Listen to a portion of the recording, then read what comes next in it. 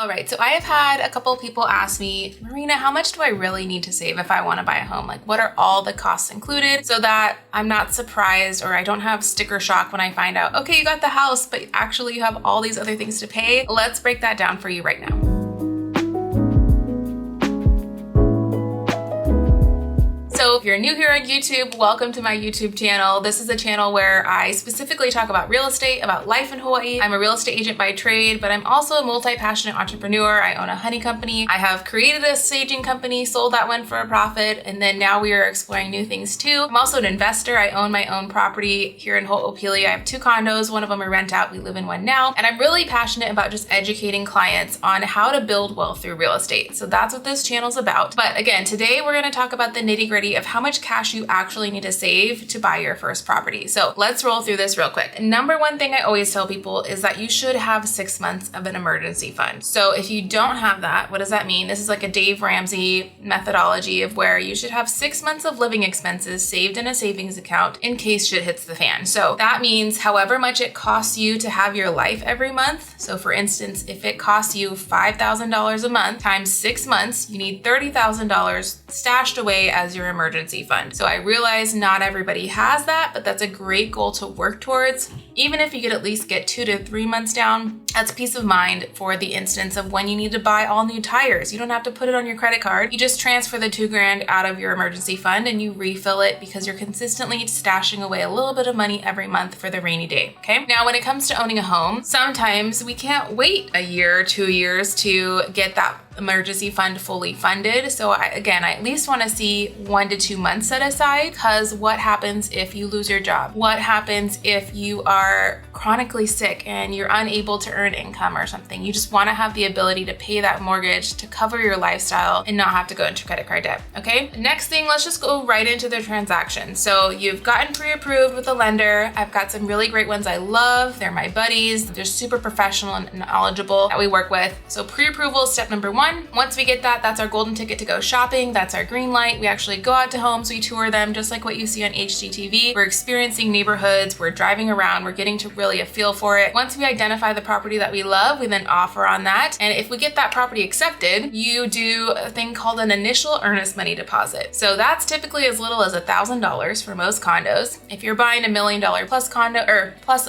home, I should say, over $1 million, I would say you can go up to $5,000 initial earnest money deposit, again, depending on how much down payment you have. But this initial $1,000 typically goes to the title company, and that's a third-party company who's gonna hold that deposit safe. The seller doesn't get to touch it yet. It literally just sits at the title company to say, hey, we're serious about this offer. And if we fail to do anything on our behalf of the contract, then the seller might have the right to keep that deposit. So that being said, with VA loans and any other minimal down payment loan, that money can actually be refunded to you at closing, because again, it's just a safe keeping. It's just set aside. It's not being spent on anything yet. And so we can ask for that to be refunded back to us if you have a 0 down loan, or we can say we want that $1,000 applied towards our closing costs, which is what I'm going to talk about in a second. But that money can go towards that. It's not money lost. It's not like we can't ever see that money again, okay? So $1,000 up front. Second thing, usually within the first 7 to 10 days, is gonna be your home inspection. So home inspections in Hawaii cost anywhere from $500 to $700, depending on the size of the home. But this is critical and a step I never recommend skipping, because you're gonna have a professional home inspector come in and tour your new property top to bottom, inside out. So they're gonna check every single appliance. They're gonna check every single electrical outlet. They're gonna look for a couple key things for health and safety reasons to make sure that this home is move-in ready, number 1, and number 2, safe for you and your family. And if there's anything on there on the inspection report that says, you know what, this is a real safety issue, or actually this thing is broken that the seller didn't know about, that's where we can negotiate either some money back to you or to have that repair done before you move in. Then we've got your down payment, right? So we've passed the home inspection, we're doing our loan process, it's been initiated, and you're just working with the lender at this point to make sure you've got all your ducks in a row, all of your financial paperwork has been submitted to the lender. Then we've got the down payment that's going to be due to at the very last week. So there's not a lot of cost during the escrow period, which is about 30 to 45 days. It's really just upfront, that initial $1,000, then $500 for inspection. Then we get down to the very end, final loan approval. The underwriter has said they are green light, good to go to close. We're gonna come to the title company to sign our paperwork, and your final down payment is due. Again, for VA loan, that's $0. But if you're doing an FHA, a first-time home buyer's loan, or conventional loan, that can be anything from 3% of the purchase price up to 10% or 20% of the purchase price, or more if you've sold a home previously, you have equity to roll into the next one. You bring that check to the title company, okay? So I would say typically for first-time home buyers, that's anywhere from like $15,000 up to $40,000 down payment, depending on the size of the home and the percentage down we're doing. Closing costs are typically 1 to 2% of the purchase price. So what are closing costs? Closing costs are anything that has to do with the title company, with transferring the deed and the Bureau of Conveyances. There is taxes that are prepaid, home insurance is prepaid, sometimes HOA is prepaid. All of that sums up into that 1 to 2% of purchase price. So when you're on the buy side, one thing to note is that the buyer's agent, aka me, is not paid for by you at this time. Right now, the seller is still typically paying the buyer's agent their commission. You don't have to worry about that part, but it's always negotiable. And so as we move into 2024, there are ongoing court cases and litigation that has to do with agent's commission, but at this time, you are not responsible for paying for the buyer's agent. So that 1 to 2% is literally just taxes, fees, helping the title company process the paperwork to get over to you. So I would say on a $500,000 condo, you're looking at about $6,000 to $8,000. And keep in mind, for a zero loan, which I do a lot of VA loans in my career, typically we can even get that closing cost, that $8,000 to $10,000, covered by the seller right now because we can negotiate that. So when we write our offer, we're saying, hey, Mr. and Mrs. Seller, I want to buy this property for $500,000, but I'm going to offer $510,000 if you give me $10,000 back in credit to pay for my closing costs. So that way you're literally coming out of pocket with zero money because you're doing that $1,000 that gets refunded to you, and you're getting the credit from the seller. So you come to the closing table with no money, which is really awesome. And that's what I've personally done twice. The other thing is, if you are a conventional buyer, you're probably going to have to pay for some of the closing costs. But again, we can still negotiate that right now with today's current market in January and February of 2024. However, I don't know that this is going to stick around for much longer. We're expecting by spring and summer for the market to be hot again and be very competitive. When we get to a more competitive space, then we're going to lose that negotiating power to get those credits back, okay? That's pretty much it. So I would say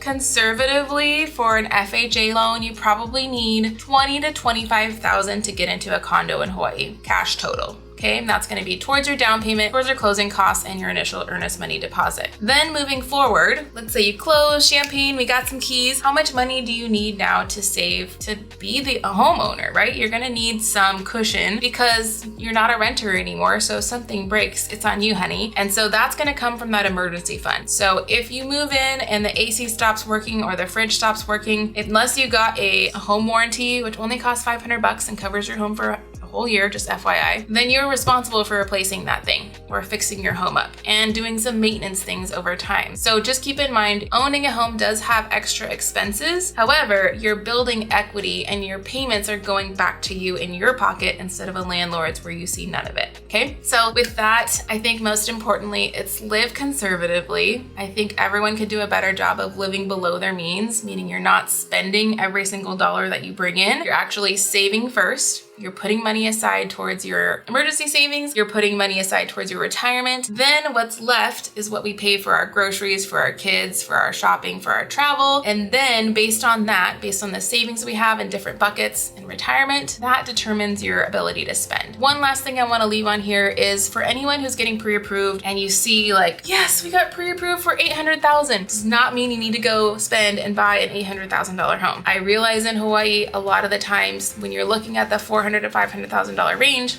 you can't get a lot. Our buck doesn't go far in Hawaii because homes are just expensive. So consider taking the smaller unit, the smaller property, living in it for just a year, and then you'll grow in appreciation. Your home value will go up. You'll also have paid down some of your principal loans. You have this cushion. You can then choose to rent out the first property and buy the second, or you can sell that property, buy the second, buy the third, okay? So these are all things that I've personally done. This is something I'm super passionate about. For our military folks who are only here for 3 years, there's a different strategy that I use just to make sure that you can definitely live here for 2 to 3 years and walk away with a chunk of change. Big thing that I like to say is, if someone wrote you a check for $30,000 to $50,000 when you left Hawaii, would it be worth it to buy instead of live on base housing? The answer is yes. But there's a big emotional and mental wall you have to get over to put on your investor hat, live in a smaller house in order to make that happen. And then you take that check when you leave Hawaii and you put that as a down payment, or you buy the truck or whatever after you leave Hawaii. Okay, so there's just a big stepping stone here. And for locals, this is the ability to get in. Get in while you can, find the cheapest, crappiest home, improve it over time, and then roll it into the next one and the next one. No one starts with $1 million home. No one starts with a single family home. We all start from somewhere. And I wanna just encourage you to hold my hand and we'll take you step by step to get there. So hope that helped. I'm sure my editors will wrap this up with a bow with a nice graphic of those savings so you kind of see those benchmarks, but it's not as scary as a lot of people think. So I'm happy to help. And if it's someone who needs credit card advice or savings advice, budgeting, I have resources and connections I want to help you with just to push the needle, just to get you off the bench to start building wealth for yourself. All right, Happy New Year, guys, and I'll see you soon.